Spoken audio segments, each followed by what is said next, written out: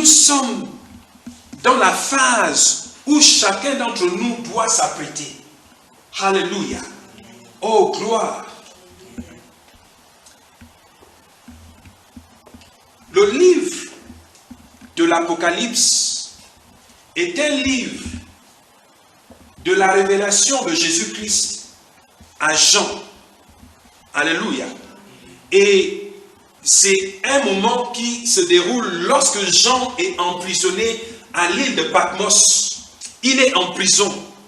Et en prison, le Seigneur Jésus se révèle à Jean pour lui dire des choses qui doivent arriver. Alléluia.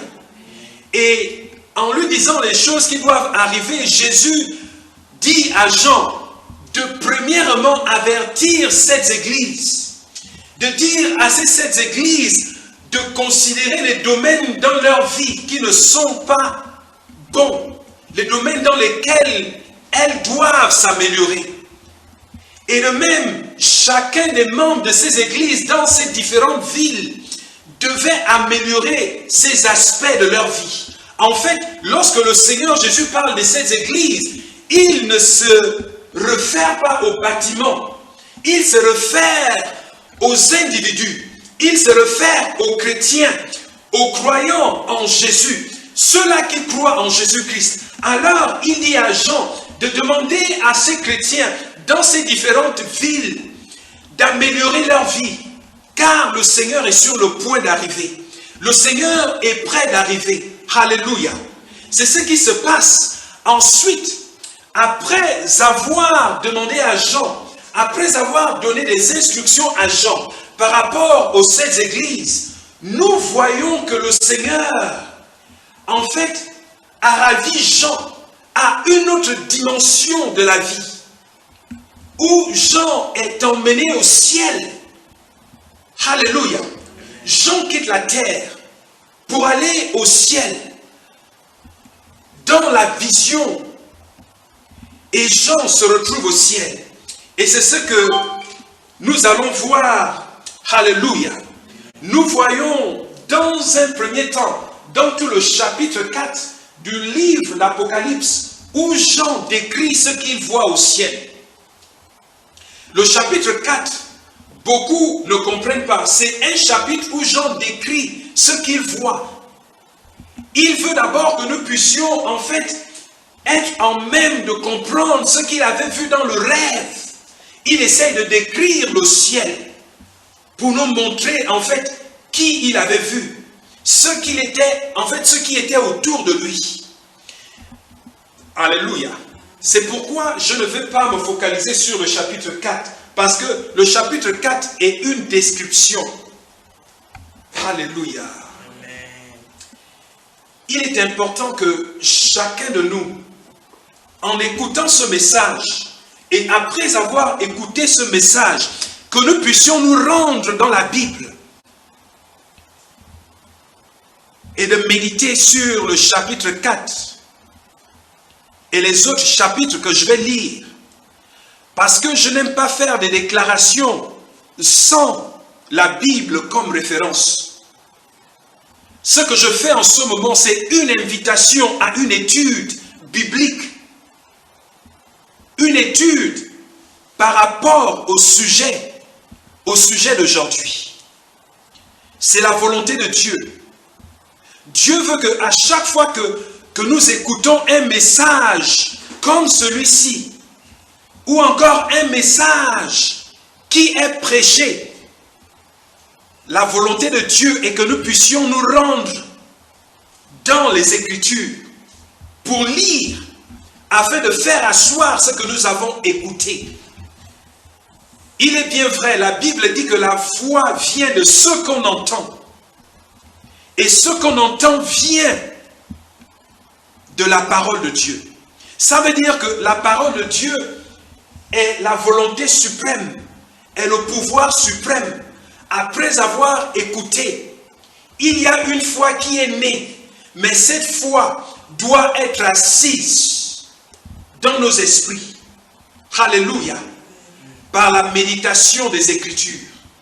C'est pourquoi il est important que chaque chrétien puisse faire une étude biblique. puisse méditer la parole de Dieu, afin que cette parole devienne une partie de vous, afin que cette parole devienne vous. Voici l'objectif de la parole de Dieu.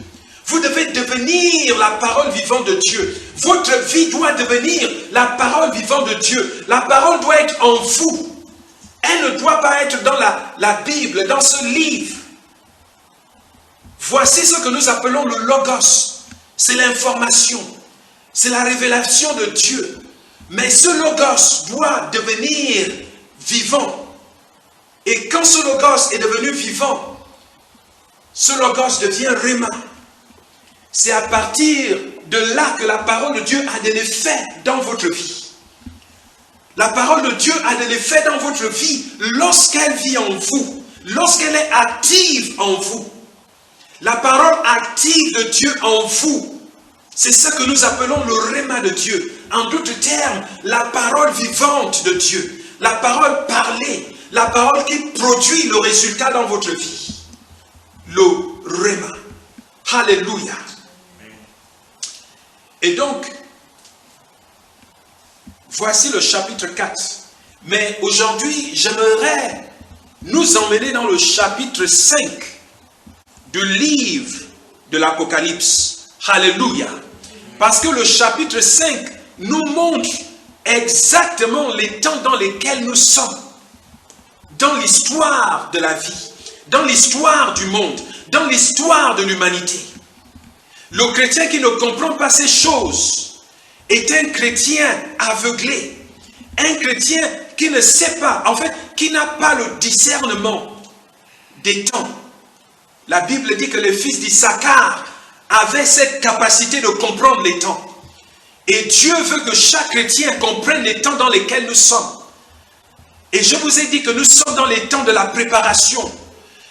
Voici la phase dans laquelle Jésus donne l'opportunité à tous les croyants, à tous les chrétiens, à tous les pasteurs, à tous les évangélistes, à tous les prophètes, à tous les enseignants, à tous les leaders du corps de Christ. Voici l'opportunité de s'apprêter à la venue de Jésus. Alléluia. Et donc, le chapitre 5 nous montre que depuis le temps de Jean, dans l'île de Patmos, jusqu'à nos jours, nous sommes dans l'âge de l'Église. Nous sommes dans l'âge de l'Église. L'ère de l'Église. Alléluia. Nous sommes dans l'ère de l'Église. Où l'Église doit s'apprêter. Rappelez-vous, l'histoire de Noé, la vie de Noé est un enseignement. C'est en fait un parallèle à ce que nous vivons aujourd'hui. Depuis le jour où Jésus est ressuscité, jusqu'aujourd'hui. Le chapitre 5. La Bible dit, « Puis je vis dans la main droite de celui qui était assis sur le trône un livre écrit en dedans et en dehors, un livre scellé de 7 sceaux. Et je vis un ange puissant qui criait d'une voix forte. Qui est digne d'ouvrir le livre et d'en rompre les sceaux?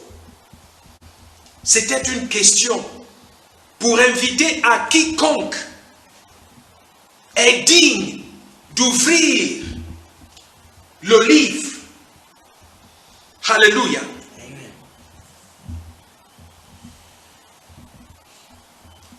Et la Bible nous dit que tout le ciel était silencieux, car il ne fut trouvé aucun homme dans le ciel, aucun homme sur la terre, aucun homme sous la terre, digne d'ouvrir le livre. Oh! Le verset 2 dit, « Et je vis un ange puissant qui criait d'une voix forte, qui est digne d'ouvrir le livre et d'en rompre les sceaux. » Voici ce qui se passe au ciel. La Bible nous dit qu'il fut trouvé personne digne d'ouvrir le livre et d'en rompre les sceaux, personne ne fut trouvé digne. Aucun homme, aucun ange, aucun esprit, sous la terre, sur la terre et dans les cieux, aucun homme ne fut trouvé digne d'ouvrir le livre. Waouh! Le verset 3. Et personne dans le ciel, ni sur la terre, comme j'ai dit, ni sous la terre, ne put ouvrir le livre, ni le regarder. Même le regarder. C'est pourquoi, lorsque nous prêchons l'évangile de Jésus-Christ, et nous faisons connaître au monde entier qu'aucune personne n'est digne de sauver l'humanité. Il n'y a de salut en aucun autre en qui nous pouvons être sauvés, si ce n'est qu'en Jésus-Christ. Jésus est le seul capable de sauver l'humanité. C'est pourquoi la Bible dit que Jésus vint et il mourut à la croix afin de racheter les péchés, afin de racheter l'humanité, afin de porter les péchés de toute l'humanité. Toutes les personnes, depuis Adam, jusqu'à nos jours, jusqu'aux années à venir, Jésus est mort à la croix. Il a porté nos péchés. Il a porté les maladies. Il a porté les persécutions.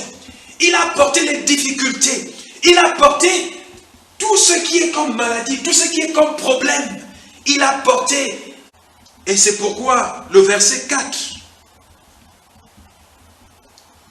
Le verset 4 dit, la réaction de Jean, il dit, et je pleurais beaucoup de ce que personne ne fut trouvé digne d'ouvrir le livre, ni de le regarder. La Bible dit, car tous ont péché. Tous ont péché. Nous avons tous péché.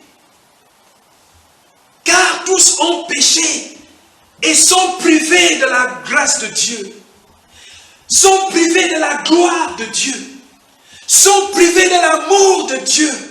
Sont privés de la lumière de Dieu.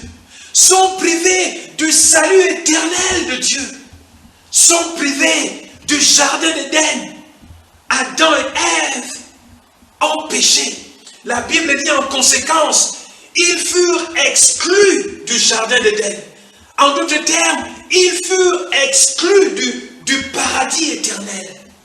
Se trouvait l'arbre de vie. L'arbre qui nous donnait de vivre éternellement. La Bible dit qu'il fut trouvé aucun homme sur la terre, sous la terre et dans le ciel, digne d'ouvrir le livre et d'en lever les sceaux. Oh, alléluia. Et Jean se mit à pleurer. Il a tellement pleuré de ce que personne fut trouvé digne. En d'autres termes, Jean disait, nous avons besoin d'un sauveur. Seigneur, aie pitié de nous, nous avons besoin d'un sauveur. La terre est perdue. Les hommes sont perdus. Donne-nous un sauveur, Seigneur. Donne-nous un sauveur. Oh, alléluia. Le verset 5. La Bible dit, et l'un des vieillards me dit, ne pleure point. Voici le lion de la tribu de Juda, le rejeton de David, a vaincu pour ouvrir le livre et ses sceaux. Alléluia, alléluia, alléluia, alléluia. Oh, gloire. Jésus a vaincu. La Bible dit que Jésus est allé jusqu'aux enfers pour arracher les clés de la vie et de la mort au diable. La Bible dit qu'il a vaincu le diable et il a exposé les œuvres du diable aux enfers. Et il a arraché les clés de la vie et de la mort. Jésus non seulement a vaincu sur la terre des vivants, mais également il a vaincu aux enfers. Alléluia, alléluia. Il a vaincu le diable. Il a terrassé le diable. Il a vaincu les démons. Il les a vaincus. Dans l'histoire de l'humanité, Ésaïe nous fait comprendre que les anges de Dieu ont vaincu Lucifer et ses anges. Et ici, Jean nous dit que Jésus également a vaincu Lucifer et ses anges. Ça veut dire que le diable est vaincu. Il n'a point de pouvoir sur nous. Nous avons le dessus sur le diable. Il ne peut absolument rien faire dans la vie de l'enfant de Dieu, sauf si nous lui donnons l'occasion. Sauf si nous ouvrons les portes. Mais il n'a aucun pouvoir. Il a été vaincu. Alléluia. Jésus a tout pris de ce qu'il avait. Alléluia. Oh, gloire à Dieu, gloire à Dieu, gloire à Dieu.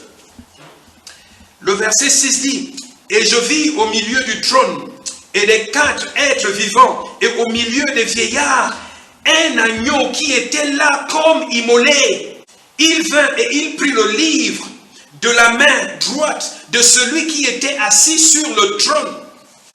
Quand il eut pris le livre, les 4 êtres vivants et les 24 vieillards se prosternèrent devant l'agneau, tenant chacun une harpe et des coupes d'or remplies de parfums qui sont les prières des saints. Alléluia, alléluia. Les prières des saints. En d'autres termes, chaque prière que chaque enfant de Dieu fait est enregistrée au ciel. Chaque prière que l'Église fait est enregistrée au ciel. Donc, imaginez toutes les prières que l'Église, que Jésus avait laissées jusqu'aux églises d'aujourd'hui. Toutes ces prières sont enregistrées au ciel. Les souffrances que sont confrontés les enfants de Dieu. Nous pensons un peu à tous ces pays arabes dans le Moyen-Orient, tous ces pays en Afrique, tous ces chrétiens qui sont persécutés par l'économie, persécutés par le manque d'emploi, persécutés par le manque d'argent, persécutés par le manque des ressources, persécutés par les mauvaises politiques. Les politiques qui font souffrir les hommes, qui font souffrir les pauvres, qui font souffrir les innocents. Toutes ces prières, toutes les fois qu'un enfant de Dieu verse les larmes, toutes les fois qu'un enfant de Dieu pleure dans sa chambre, pleure dans son cœur, pleure dans ses pensées pour dire, Seigneur, pourquoi faut-il toujours que je force dans ma vie? Pourquoi faut-il que je force pour obtenir quelque chose? Avec l'intelligence que tu m'as donnée, Seigneur, je n'ai pas d'emploi. Seigneur, je n'ai pas d'argent. Seigneur, je n'ai pas ceci. Seigneur, je ne peux pas m'épanouir à cause de telle ou telle raison. La Bible dit que toutes ces prières sont enregistrées au ciel. Chaque cri de douleur est une prière dans le cœur de Jésus. Chaque cri de douleur, chaque souffrance auquel sont confrontés les enfants de Dieu, l'Église de Jésus-Christ sur la terre, sont des prières enregistrées au ciel. C'est pourquoi la Bible dit au verset 8, quand il eut pris le livre, les 4 êtres vivants et les 24 vieillards se prosternèrent devant l'agneau, ayant chacun une harpe et les coupes d'or remplies de parfums qui sont les prières des saints. Oh, alléluia! J'aimerais attirer votre attention ici sur le terme harpe. La Bible dit qu'ils avaient aussi, en fait, Ils avaient chacun une harpe. Une harpe, symbole de musique, symbole de louange, symbole d'adoration. Ça veut dire que toutes les fois où nous adorons le Seigneur, toutes les fois où nous chantons pour le Seigneur, toutes les fois où nous célébrons le Seigneur, ce sont des prières que nous donnons à Dieu. Parce que nous chantons ces paroles. Voici pourquoi les paroles que nous chantons sont importantes. Nous devons chanter et réaliser ce que nous sommes en train de chanter. Parce que ce que nous disons, c'est l'expression de notre esprit humain. C'est l'adoration de l'esprit humain vis-à-vis de Dieu. Nous adorons le Seigneur. Nous chantons des prières. Nous chantons des déclarations. Nous chantons des confessions. La Bible dit qu'ils avaient dans chacune de leurs mains une harpe. Une harpe. Et tout ceci représentait les prières des saints. Oh, gloire! Alléluia! Je suis réconforté dans mon esprit. Je sais que Dieu entend toutes mes prières. Je sais que Dieu est au courant de toutes les souffrances. Dieu est au courant de tout ce que j'aimerais changer dans ma vie. De tout ce que j'aimerais voir transformer dans ma vie. Alors je ne me décourage pas. Il a dit à Paul, ma grâce te suffit. Que la grâce du Seigneur te soit suffisante. Sois fortifié dans la grâce de Dieu. Alléluia, alléluia, alléluia. De la tête jusqu'aux pieds. Sois rempli de sa gloire. Sois rempli de son honneur. Sois rempli de sa présence. De la tête jusqu'aux pieds. Alléluia. Merci Seigneur. Oh, gloire à toi Seigneur. J'aimerais finir ce chapitre. La Bible dit au verset 9. Et il chantait un cantique nouveau.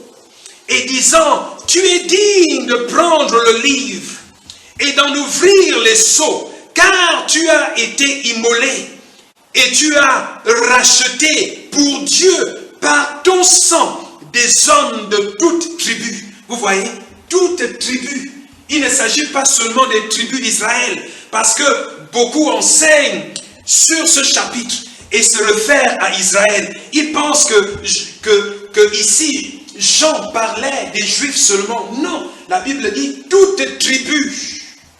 Ça veut dire les tribus de votre pays, les tribus de toutes les nations sur la terre. Toutes les tribus de toutes les nations sous le ciel. Alléluia. Oh, gloire à Dieu. Waouh, waouh, waouh. Il dit, tu es digne de prendre le livre et d'en ouvrir les sceaux, car tu as été immolé et tu as racheté pour Dieu par ton sang des hommes de toute tribu, de toute langue. Vous voyez, toute langue, les hommes de tout peuple. Vous voyez, de tout peuple et de toute nation. Toute nation. Pas la nation juive seulement. De toute nation. Il a racheté la nation du Congo. Il a racheté la nation du Gabon. Amen. Jésus a racheté la nation sud-africaine. Amen. Jésus a racheté toutes les nations du monde. Ça veut dire que toutes les nations ont la grâce de recevoir le salut éternel si elles le veulent bien. Alléluia. Oh, gloire. Verset 10. Tu as fait d'eux un royaume et des sacrificateurs pour notre Dieu. Et ils régneront sur la terre. Ici, il se réfère au corps de Christ. Alléluia. Il se réfère au corps de Christ. Il ne se réfère pas à ces nations. Suivez bien ici. J'aimerais reprendre le verset 9 parce qu'il faudrait que tout le monde comprenne ce que je suis en train de dire.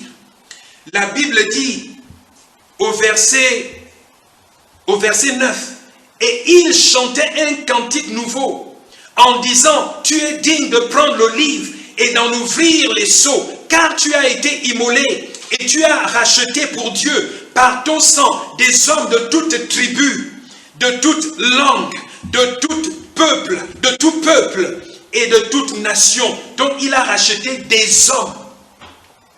Alléluia. Des hommes qui reviennent de toutes ces nations, de toutes ces tribus, de toutes ces langues. Donc, il y a une communauté d'hommes. Il y a une nation des hommes rachetés. Alléluia. Amen. Donc ici, les anges se réfèrent au corps de Jésus, au corps de Christ sur terre. Ils se réfèrent à l'église de Jésus-Christ. C'est pourquoi le verset 10 dit, « Tu as fait d'eux un royaume et des sacrificateurs pour notre Dieu. Et ils régneront sur la terre. » Alléluia. C'est une promesse. C'est une promesse. La Bible nous montre clairement que nous allons revenir après l'enlèvement. La Bible dit que nous allons venir. La Bible dit que Jésus va venir avec des nuées.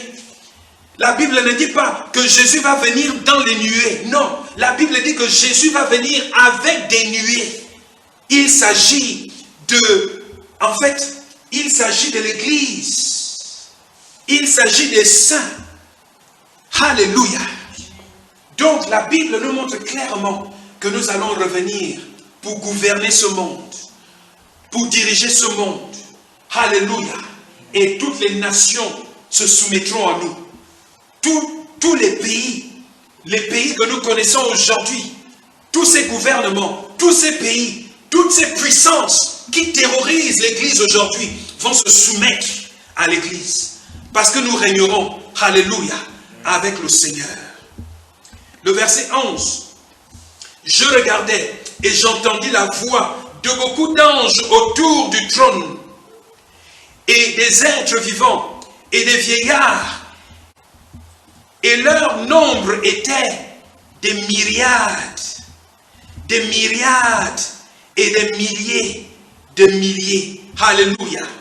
Il disait d'une voix forte, l'agneau qui a été immolé est digne de recevoir la puissance, la richesse, la sagesse, la force, l'honneur, la gloire et la louange.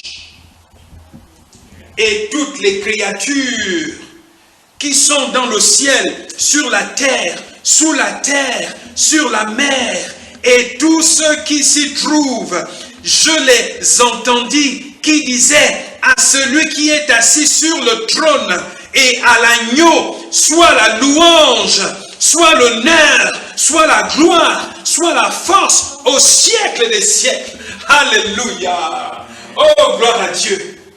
Et les 4 êtres vivants disaient Amen. Et les vieillards se prosternèrent et adorèrent. Alléluia. Donc, la Bible nous montre dans la révélation de Jean que nous avons un sauveur, le Seigneur Jésus-Christ, qui a déjà ouvert le livre. Le livre. Et ce livre est tel que il y a plusieurs choses que nous allons découvrir tout au long de notre étude pour comprendre ce qu'est ce livre. Alléluia. Mais ce que nous voyons aujourd'hui, c'est que ce livre avait besoin d'être ouvert par quelqu'un de digne. Mais la Bible nous montre qu'il ne faut trouver aucun homme dans le ciel, sur la terre et sous la terre digne d'ouvrir le livre. Mais la Bible nous montre que Jésus a ouvert le livre. Alléluia. A ouvert le livre. Et nous avons aussi vu que Jésus a pris toutes les prières faites par l'Église. Waouh! C'est une bonne nouvelle. C'est une bonne nouvelle. Nous devons nous réjouir. Tu dois te réjouir. Alléluia.